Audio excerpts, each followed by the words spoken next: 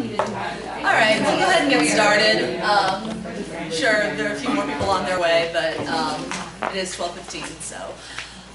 So those of you who are fellow anteaters like me already know this presenter today, Professor Bob Solomon. He taught me evidence, and many of you as well.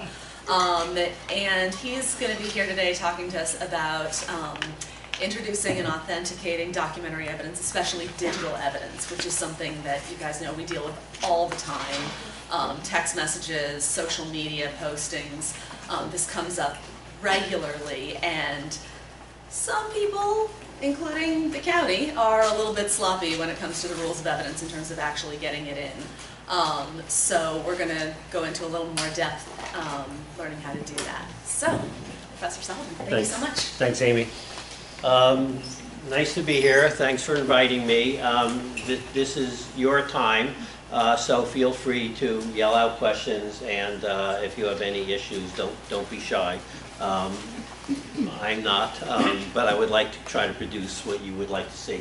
So I wrote the biographical note because the Morgenstern article, which has been updated, is online, and I gave you the link. Hopefully it works. It might not off of this, but it's not hard to find, and it seems to be the most comprehensive review of California law. And at least when I started, I relied on it heavily. I think it's a little confusing in parts, but it's basically, as far as I can tell, the best source. And the second bullet point is really important, because when people think about digital or electronic evidence, we start from the notion that it's new and it's different. And courts started the same way. How do we deal with this? And if you go back even a few years, you find courts saying, well, it's too unreliable. Because remember, whenever we're admitting evidence, we're concerned that it is reliable, or in the case of anything in writing in California and elsewhere, whether the document is what it purports to be. I'm going to say that over and over again because I really believe in repetition when it comes to evidence. I meant to start by saying my evidence class is taking the final as we speak. So, yeah, so it is conceivable I will get a freaked out emergency call from the dean of the dean, but probably not. But if I do, I apologize. Having started there, courts now have come, I'm going to say full circle, and we are starting to look at digital and electronic evidence the same way we look at other pictures, videos, and other evidence, in that we are not creating new rules and new standards. We are moving back to the old rules, primarily 1400 in California. I mentioned Federal Rule of Evidence 901, because 901 is particularly good in giving you examples of how to get things admitted. And so even if we're talking about California law, it's pretty much identical in most ways, and I think looking at 901 and taking the examples is a good place to start. So 1400A is foundation, and years ago when I first started teaching evidence, either Amy's year or a year after, that summer I had a student who was working in the district attorney's office in Orange County call me and say, Professor Solomon, you know all that stuff you talk about foundation?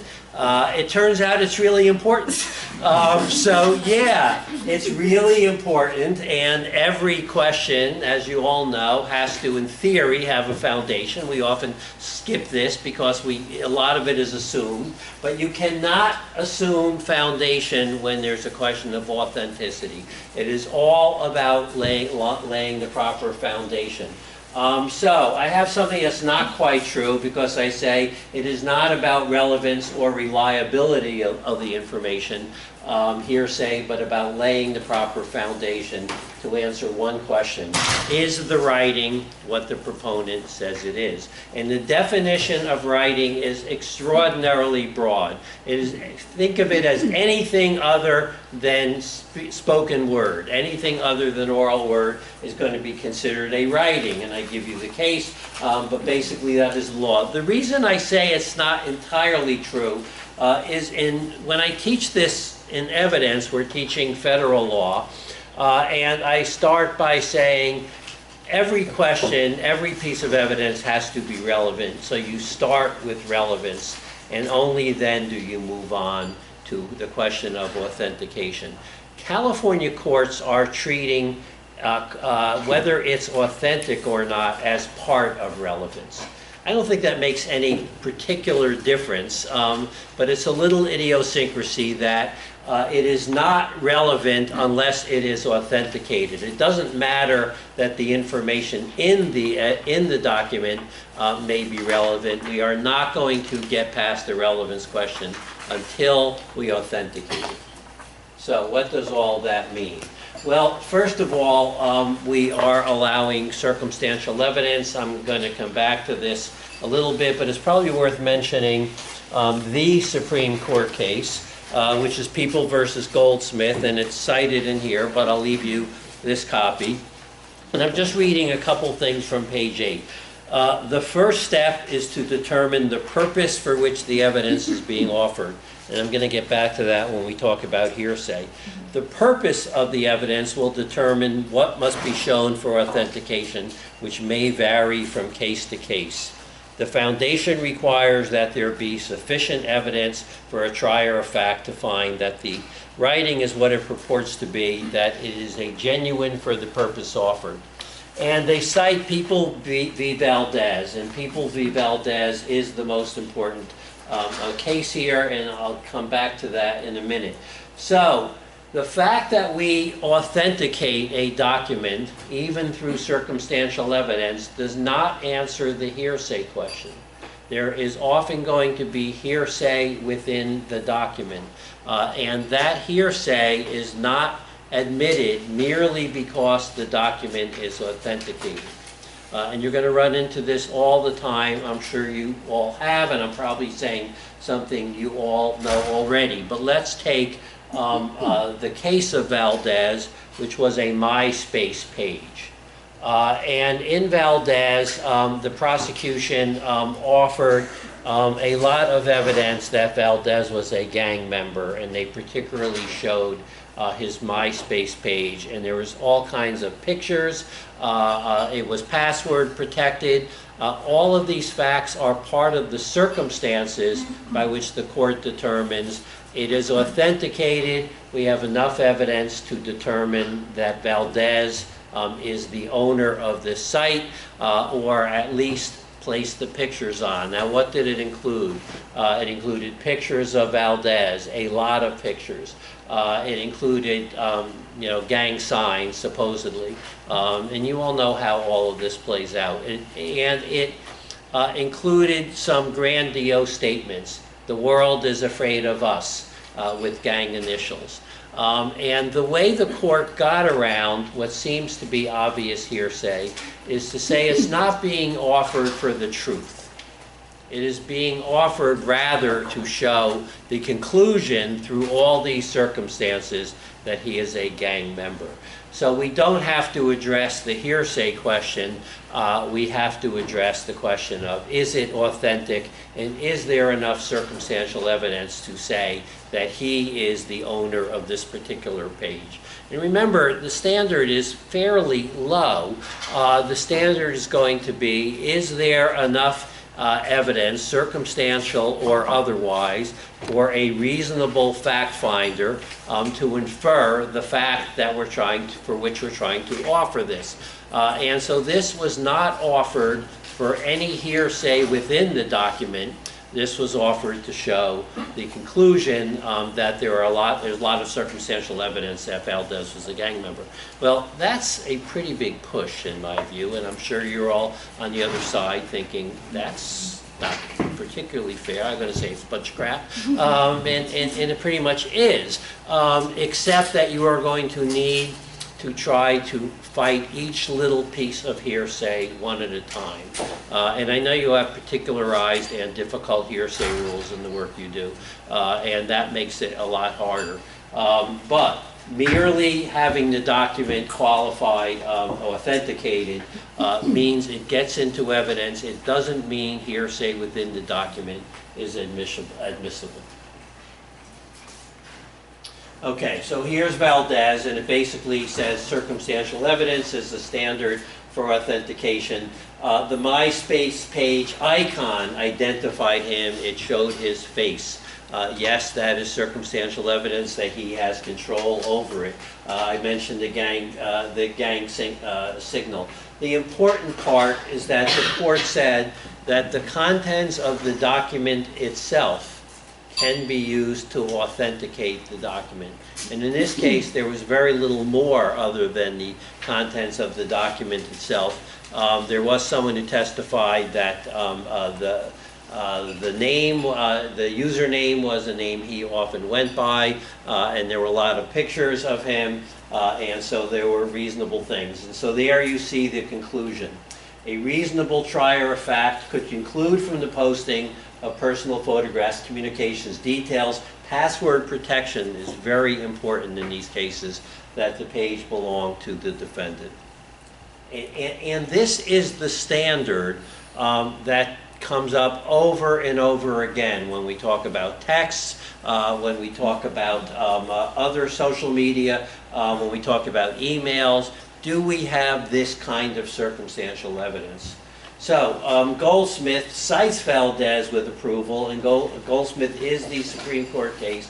It liberalizes admission. So it's pretty interesting. Goldsmith involves a picture taken at a red light, at a camera picture taken at a red light stop, so no one is taking the picture. And at the trial court level, there was a question of whether or not in California you need the person who takes the picture in order to admit it.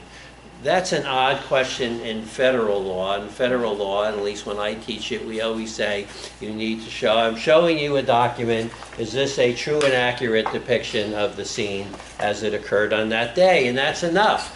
Well, and there is a case prior to Goldsmith that held that was not enough, and you need to have more evidence about the mechanics of taking the picture. To the extent that was the law, and it's hard to say whether it was, because Goldsmith cites cases before, I think it's Becker, but that it is now, we now have conformance between federal law and state law. It is enough to say, is this a fair and accurate depiction? That doesn't answer the authentication question in this case, because what are we concerned about? We don't know how this picture was taken, except it happens mechanically. You go through a red light, and suddenly there's a picture. We were in Colorado, and I was closing my eyes in the car, and I suddenly hear my wife say, "Oh shit," because she went through a red light with and saw the flash of the camera. And yes, we did get a ticket, and we did not go back to Colorado to contest the ticket. So I don't know what Colorado law is, but I know that in California, I might not have known this for California, where I'm not here today, but I know that in California, our standard is that we are not going to require for authentication that there be a showing that the mechanics worked properly. That's a really important proposition. And in your case, you might have, this is a picture from a camera, but you're also dealing all the time with computer-generated information. And the court has held, in Goldsmith, they talk about this, and other California courts have held, it is our policy not to look into the hardware or software capacity. Yes, you can argue that, but it's a matter for cross-examination. It is not part of authentication. And that is, as far as I can tell, pretty much absolute in California, that you cannot voir dire or challenge authentication because of problems or possible errors in the hardware or software. You need to cross-examine. And again, we have confirmation that any circumstantial evidence, content, location, or the catch-all, anything else. What is the court looking for? The court is looking for one thing, I know I'm saying it over and over, is this document what the proponent says it is. And as long as we can show that, then you're going to get admission. So how do we authenticate it? Well, we can have a witness who saw the document prepared. Now, when we talk about seeing the document prepared, we're also talking about, I was with him when he texted this. I saw the text. I saw him post the picture. I was with him. He told me to check his MySpace page and to see where he would be. And I went and he was there. That's circumstantial evidence that I followed what it said. Handwriting, there's lots of ways to show handwriting. 901 is a great example. You can have handwriting shown by someone. Have you seen his handwriting in the past? Yes, I have. You think you could recognize it? Yes, I do. Is this it? Yep. Good enough. So that's an easy one. You can also bring in handwriting experts, which we don't see too often. But the weird part is you can actually say to a fact finder, here's the document with the handwriting, and here's another copy of his handwriting. Match them up, and you'll see they're the same. I think that's a little weird. You can do that in juries, with jury trials. That's an odd way to do it, but we can do that. So there's lots of ways. Why? Because that's considered reliable enough, because everything else is left for cross-examination. We're not talking about a high standard. You all probably know official records, and you run into this all the time. There's a presumption of genuineness with official records, and then the catch-all. Any other way to show the writing is what you say it is. So, emails, there's a lot of ways to meet the burden. The burden is probably in your line of work. Yeah, I'm sorry. Sorry, I had a question back on the last slide. Yeah. So with, if you're showing... This is a great clicker. with handwriting that like one signature compared to the other is one way to authenticate it. So if we had like an enrollment letter from a parent's enrollment into a therapy program, and that had been already verified by the social worker, so there was no question as to the authenticity of that original document. And then they come to court the day of the hearing and submit a progress letter that has an identical signature. Can the comparison of those two? So that's a perfect example. Yes.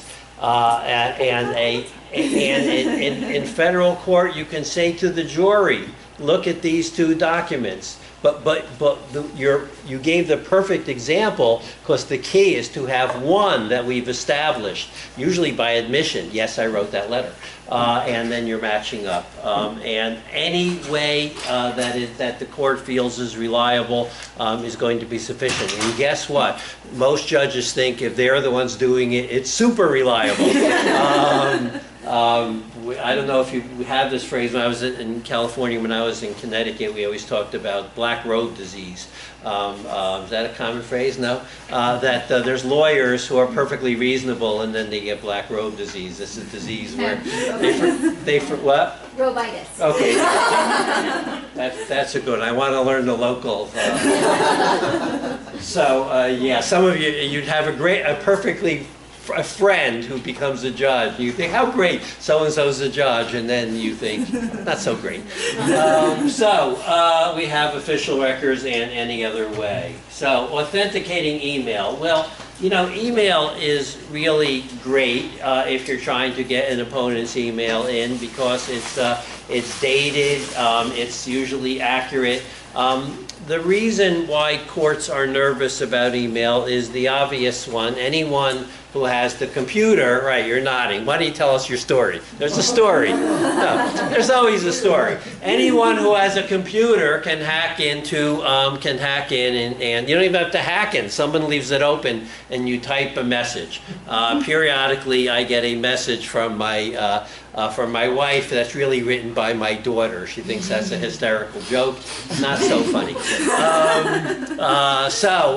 We had a, I shouldn't even, we have an admissions issue years ago at UCI where someone had hacked into a teacher's email and written all kinds of really bad stuff to the students, to his friends who were in the class. So we all know stories like this. So you have to be able to show that it is reliable, and it is not enough to say, I got an email with this address. You should need to show more. I hesitate because, as we all know, we can talk about what the hearsay rule is. It doesn't mean judges understand the hearsay rule, because many of them don't.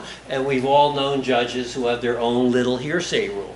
And that's the problem, but it's nice to know what the hearsay rule is in the court you're standing in. But generally, you're going to need to show more. So there's a whole list here. Chain of custody is one and again, it's sometimes hard to show someone had custody of a computer, but if I send it from this, it's going to be pretty easy to show this is with me all the time. I don't tend to leave it around. It is password protected, not a very sophisticated password, but still a password. And yes, other people can conceivably get control of it. But if you ask me how I use my phone and where it is, you're probably going to produce enough evidence to show I am the one in control of this. And if I sent an email, if there is an email from my phone, it is likely to be me. Now, can you contest this? Of course. I can get up on the stand and I can give my own testimony as to why this is not me, why it's someone else, how I was negligent with the phone. The point is, that's for cross-examination and for testimony. It's not a question of admissibility. The standard for admissibility is have you provided sufficient information so a court can rely that this is an email, what it purports to be, is an email from me. So, I'm really talking about evidence showing control of the account, but there's also contents only I would know. And that, of course, is circumstantial evidence that I am describing something that happened. I was there, other people weren't. I'm describing where I'm going to go, and I show up. I'm describing that I have purchased particular drugs, and when I'm arrested, those drugs are on my person. All that is circumstantial evidence. Should we allow it? I mean, should this document come in? You all know it does, because that's going to be enough for a fact finder to say, I think that is enough. And then the easiest one, it's a reply to something you sent. I sent an email and I asked him his opinion, and he responded in a way that is consistent with our previous discussion, and so it must be him. Well, not necessarily, but yeah, generally it must be him. Pretty easy for someone to walk into my office and get access to my computer and type out an email. And so I can contest that, but if you can show some of these things, then you're going to get it in. Near the bottom of the list, that the sender took action consistent with the email. Let's meet at the pizza place, and then I magically show up at the pizza place. Action consistent with the email. And then if it's obtained from the phone or computer, this of course is when someone seizes my phone and they have access to my entire life, and it is going to be hard for me to deny that that was mine. So, chat room conversations are particularly difficult. I don't know if you run into chat room conversations. Okay. Yeah, I mean, it's like, why are you writing that on social media? I know it's like, what? I know you all have cases where you all hear the facts and you say, what were you thinking? Or what do you mean? I once had this was a law student years ago who crawled out on a third floor window in order to peek in his former girlfriend's window, and you can imagine why. And I said, why would you do such a thing? And he said, oh, I had to. And the answer to that is, well, no, you didn't. But now you're stuck with it. You now own that you're crawling on a third floor window to look into someone's window. And so, yeah, we all like to write great stuff on social. Well, not we all don't. But I have 3 children, 23 and below, and they. God knows what they're writing. I got on Facebook so I could follow what they said, but of course, you know, it's like, okay, we won't use Facebook anymore. So I don't know what they're doing. But you've all had that, and chat room conversations are really a problem. Often, the way you can attack a chat room conversation is that someone has done a summary or a cut and paste, but not an actual screenshot. If it is not an actual screenshot, you have a great opportunity to challenge this as not reliable. Why? Because obviously you can make whatever changes you want, you can edit it.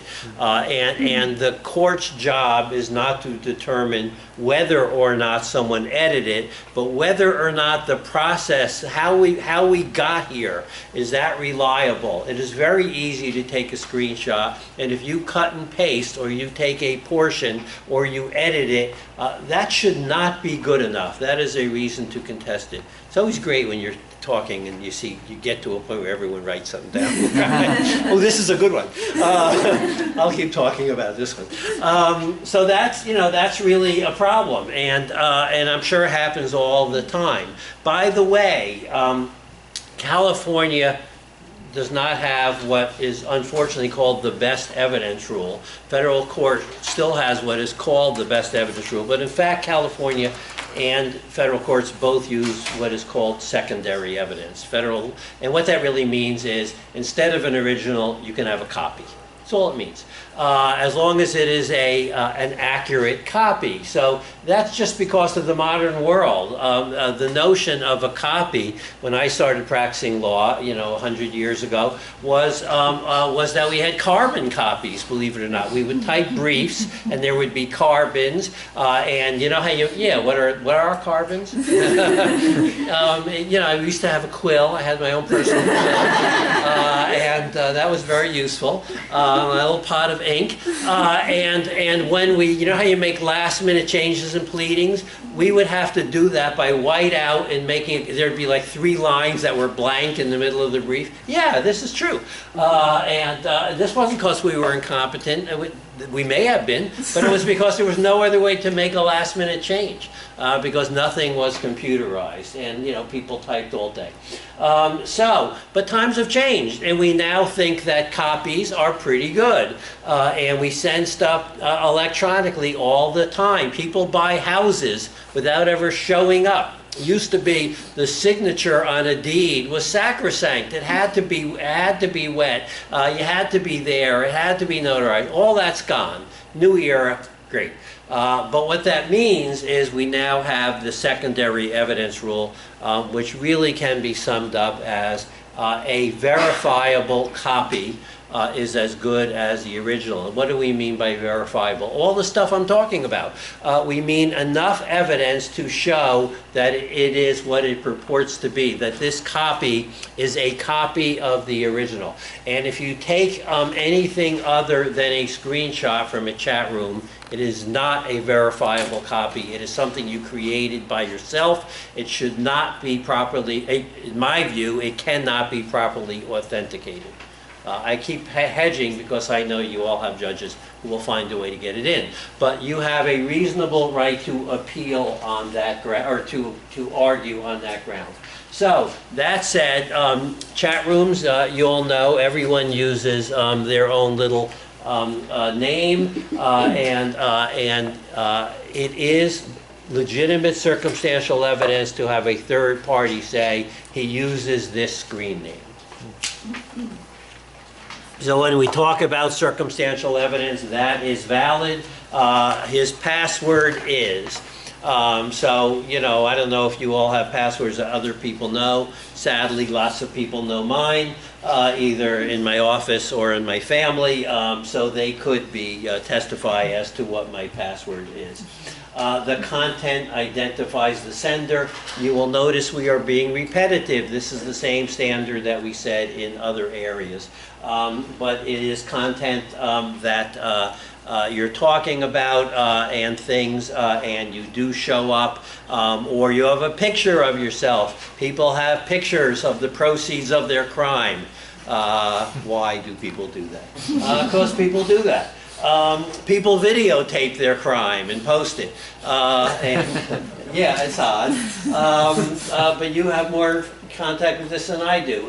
There's contact information given by the sender to other users, contacts by which you can identify. If you want to reach me outside of this room, email me at, and it's an accurate address.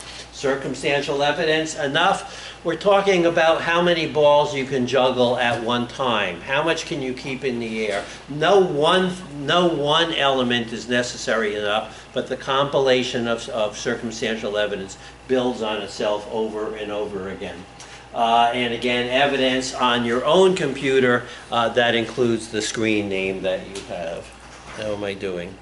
Pretty good.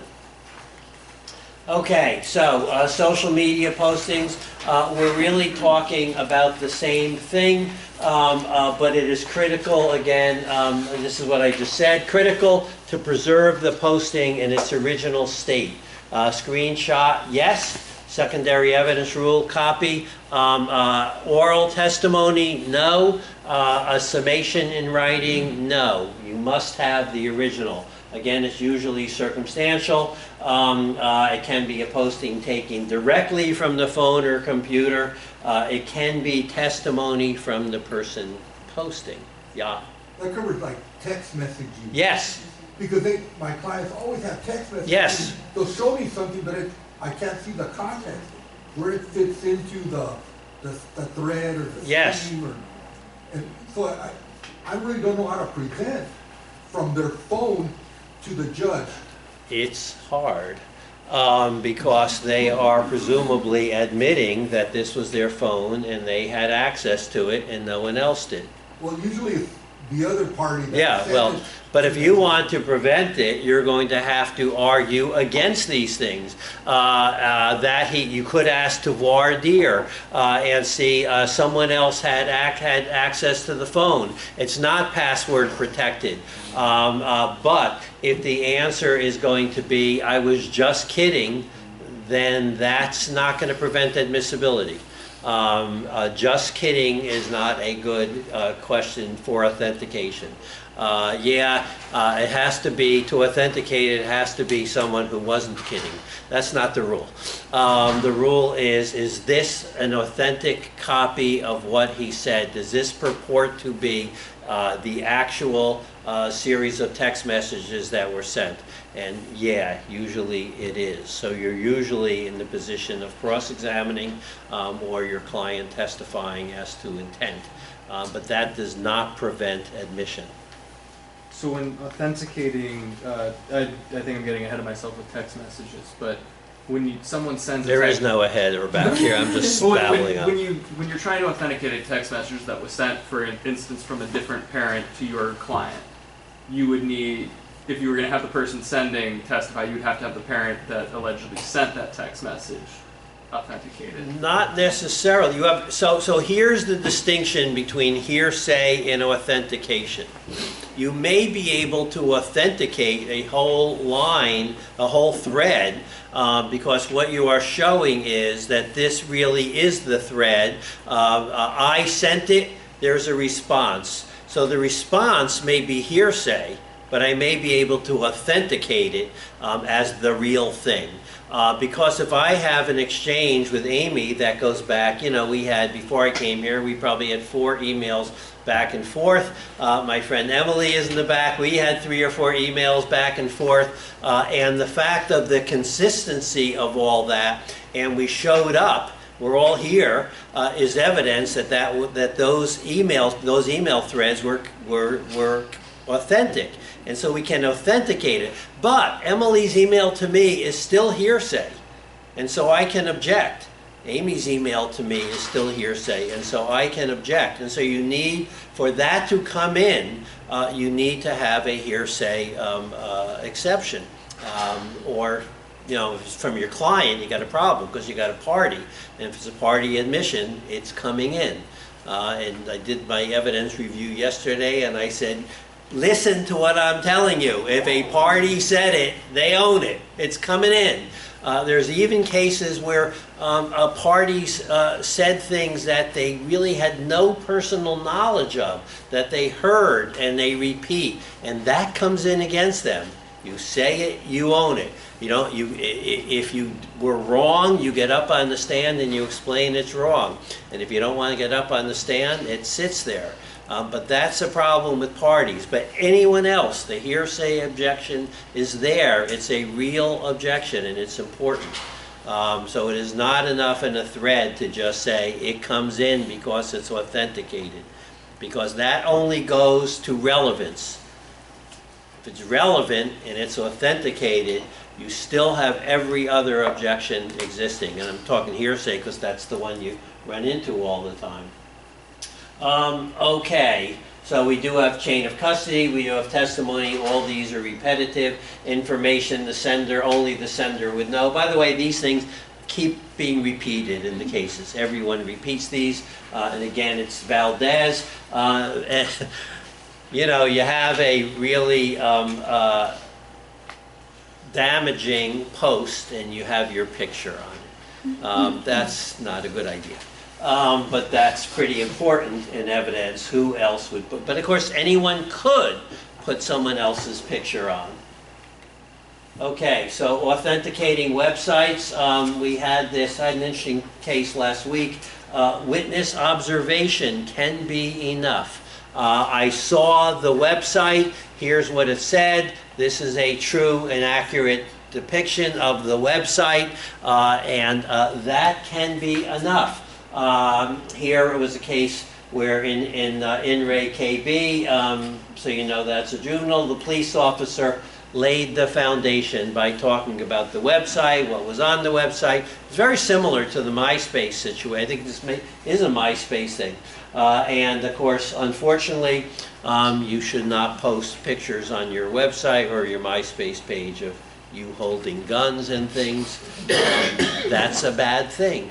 Especially in this case if you're on probation. Yeah, exactly. If you're on probation and you're not allowed to have any handguns. So that's a problem, and then you're really basically admitting it. And then there's the question of website ownership. Website ownership, however, is interesting. The Federal Communications Act, Section 230, says that a website owner, if it is an interactive website, is not responsible for content. And that may change because people are concerned about human trafficking and websites used for that. There's a really interesting California situation going on right now. I'm sure you all know that we have legalized recreational cannabis, and the big advertiser for cannabis products is Weed Maps.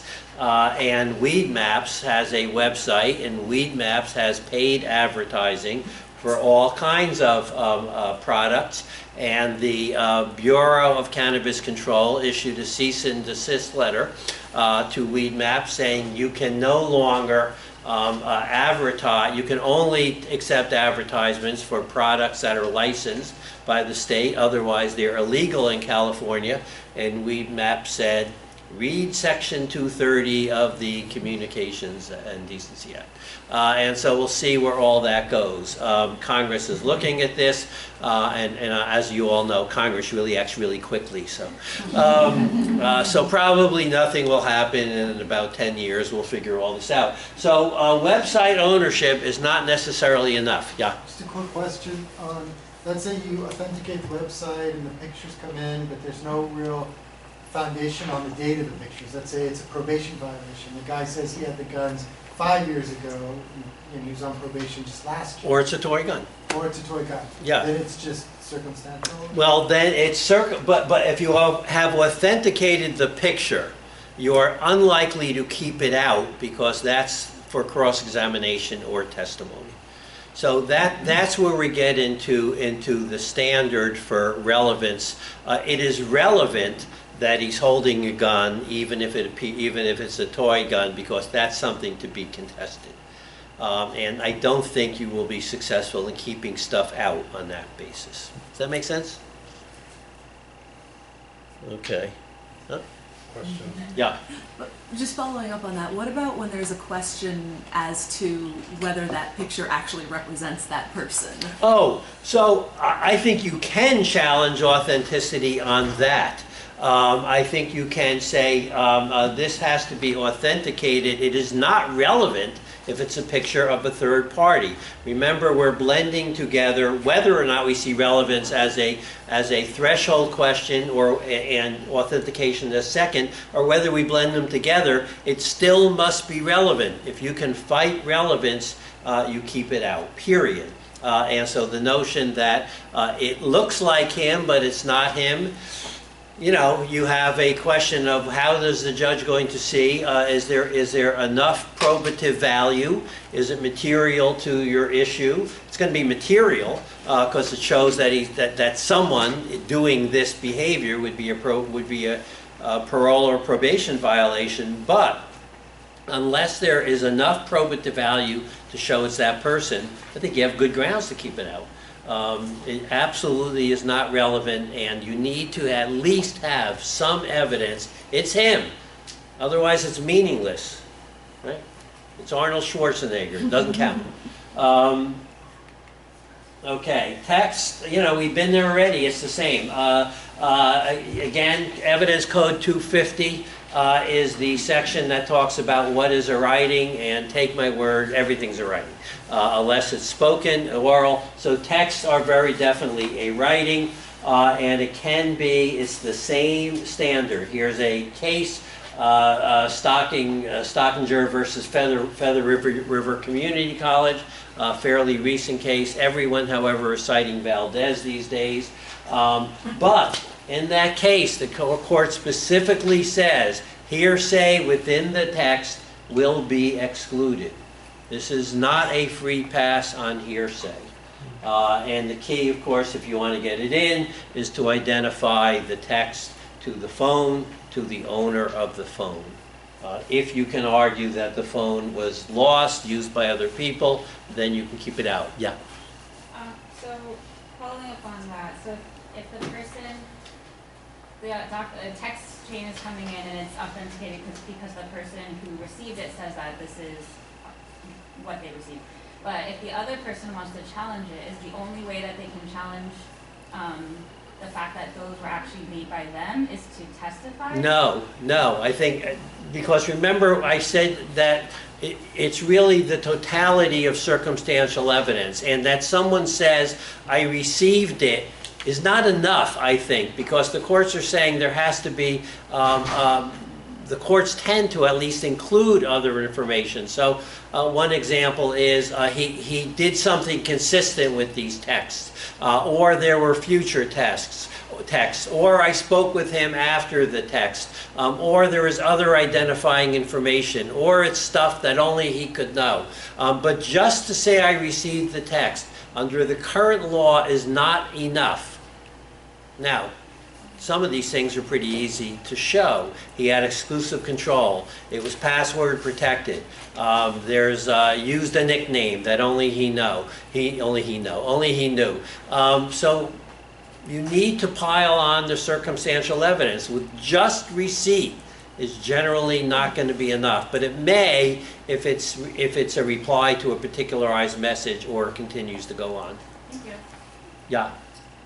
So to follow up on that, if there is messages being sent to a client that are threatening and harassing, and we want to use them for a restraining order, do you need a response?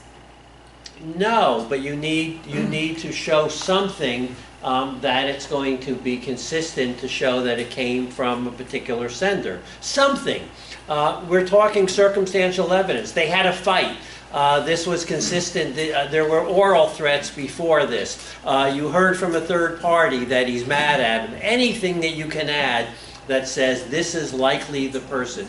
You need to show the fact finder, it came from him, here's why. And so if I were doing this in a court, I would want to make a list ahead of time, every single fact. Say to your client, why do you know it came from him?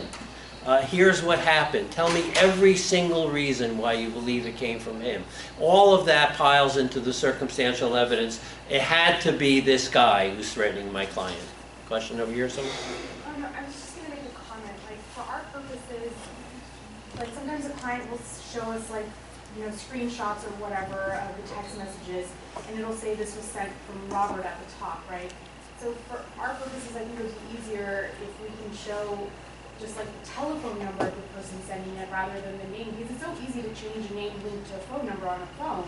But once you have the number, our social workers' reports usually include the other parent's phone number.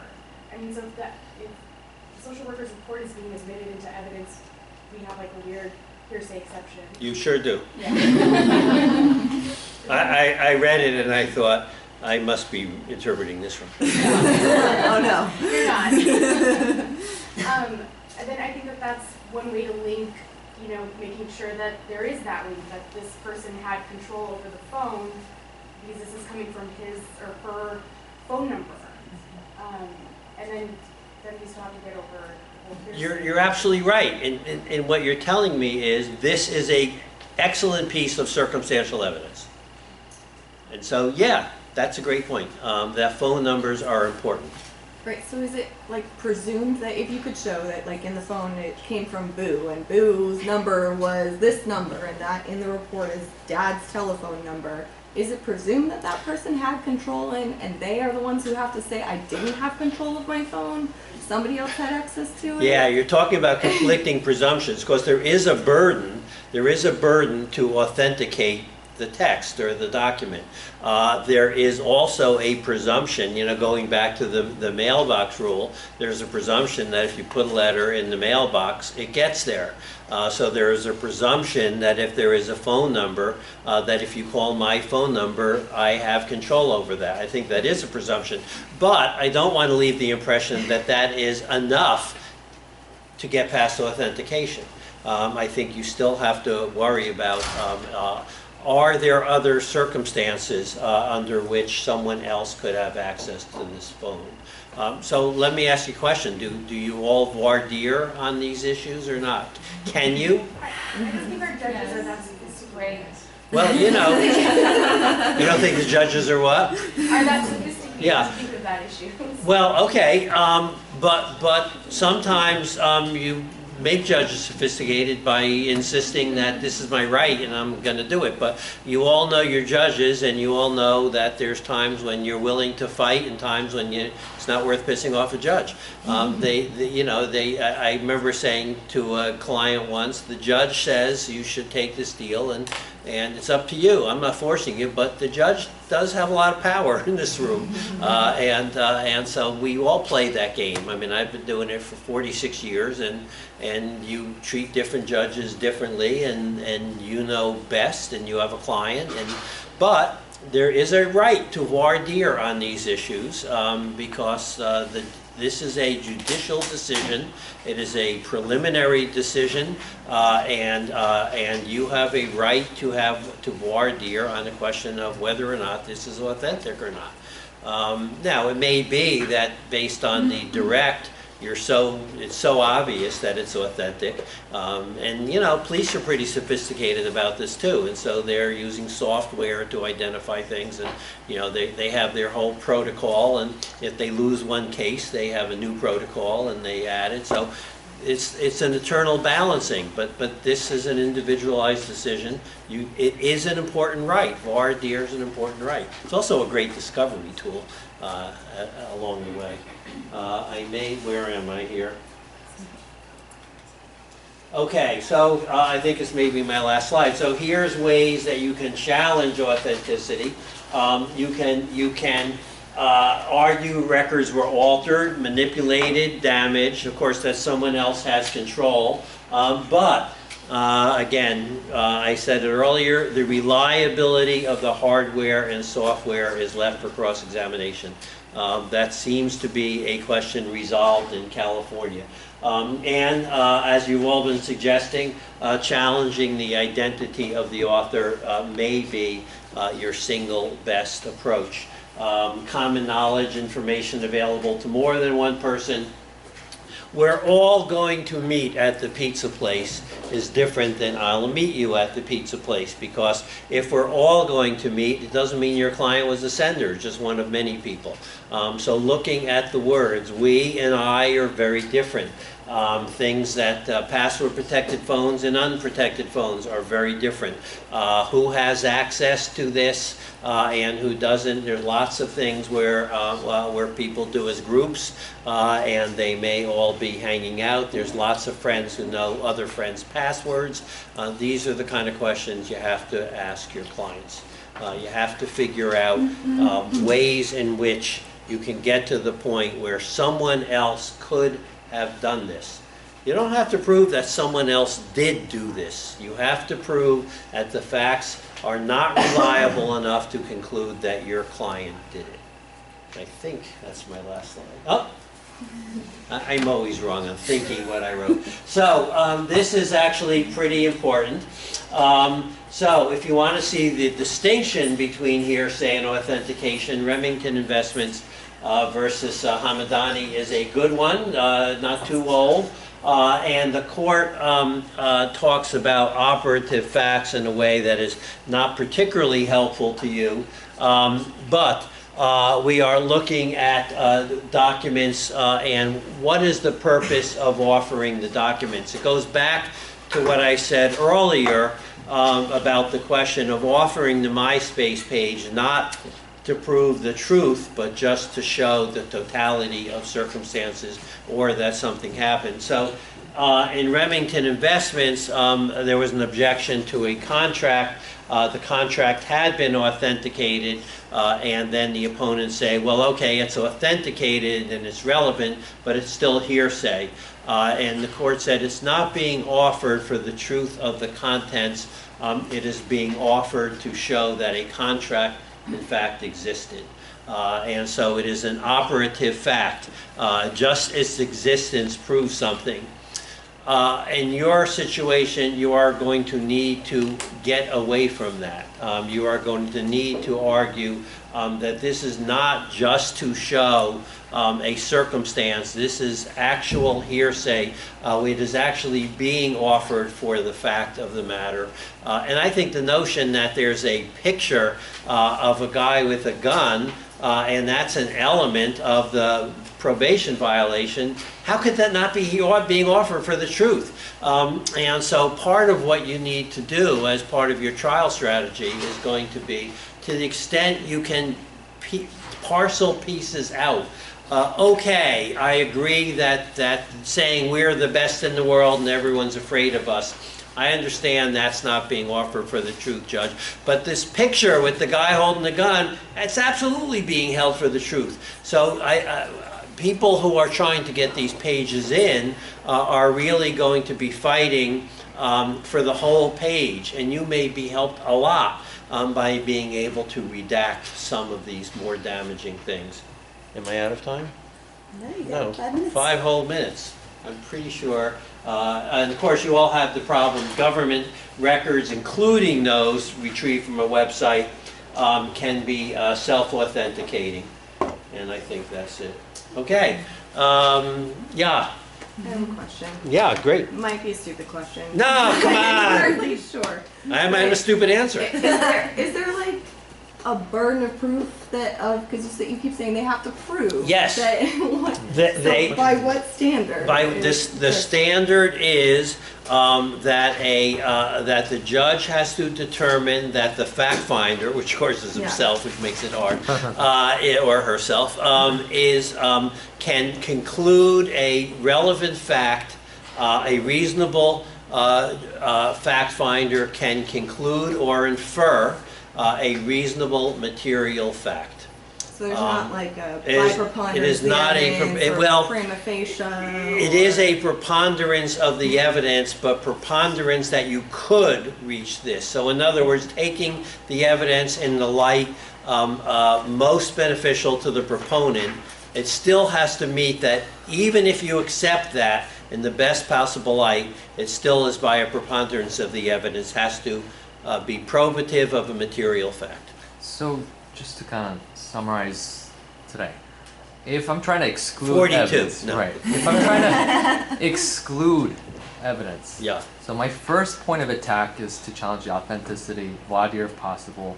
If that fails, hearsay objection. Yeah, I would and say- possible 352 objection on top of Yeah, that. I would say first, it's not relevant. Right. And if you can show any way it's not relevant, even though, as I said, relevance and authenticity blend together. But I think if you can say, we don't even have to get to authenticity. This is not relevant, it's not him. They haven't shown it's him. Then authenticity, and then hearsay or other objections. Am I missing anything, or? No, you just showed I could have spoke for 5 minutes. So it's always rewarding to have. I don't mind, yeah. Well, I have a question, sorry, we're almost out of time. So basically it involves criminal history, printouts, or CLETs. So CLETs aren't certified, like I know if it's certified, it could be authenticated because there's an exception. And I just want to forget about any hearsay exception.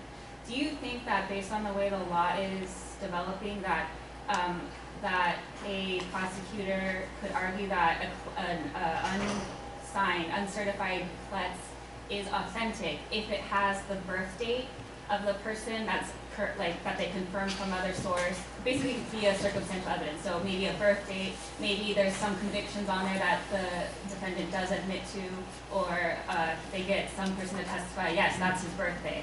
Do you think that that would be enough? Yes. I'm sorry. I'm so sad. It pains me. I made Well- an objection in our court, and then I was shot down, and I thought you'd be my last one. That's disappointed many people. You know, the problem is that we're talking about totality of the circumstances. And you just gave me a totality that said even without a signature, there are lots of facts from which I could conclude it's accurate. And if you think it's not accurate, maybe you can voir dire, but you can certainly deny it later. But here you have, part of what you told me is your client admits to some of the critical facts. Some, That's but not all. Yeah, well, yeah, that's a tough one. I have a question. If you want to introduce the document, and you say, is this a correct copy of the text that you received, is that hearsay? Because it's a copy Well, of something made out of It's not hearsay because it's a copy, it's hearsay because even the original would be hearsay. But if the question is this a correct copy versus is this the text? Yeah, so it is no more hearsay, but it is less authentic. And so the hearsay is the hearsay in either case, but it may be double hearsay. Is it a copy that someone made, or that is it a screenshot? So how would you ask the question? I would say, is this an original? Is this a screenshot of the original text, or is this a copy that you prepared from reading the text. Or would you leave the word copy or screen? Is this, Well, first of all, you can see by looking at it what it is. Right. And so if it's a typed transcript, I would say, this is not the original, is it? This is something you prepared yourself, didn't you? You lying cheat. I would say, objection, Judge. Anyone could produce this. This is not admissible. It's not authenticated. He needs to have even under the secondary evidence rule, he has to have a copy of the real thing. A screenshot is a copy of the real thing. And by the way, this isn't the whole conversation. Is this the whole conversation? This is just what you choose to show us, right? Notice how excited I get, even doing it fake. This is great. This is fun. We want to be examining these people. All right, well, if you don't mind, if I don't anyone mind. has questions, you're welcome to ask them to us, but those of you who have to go back to court, I've got your certificates here. Thank you so much. I said to my wife, I don't think I have an hour to talk. And my wife said, you always have an hour.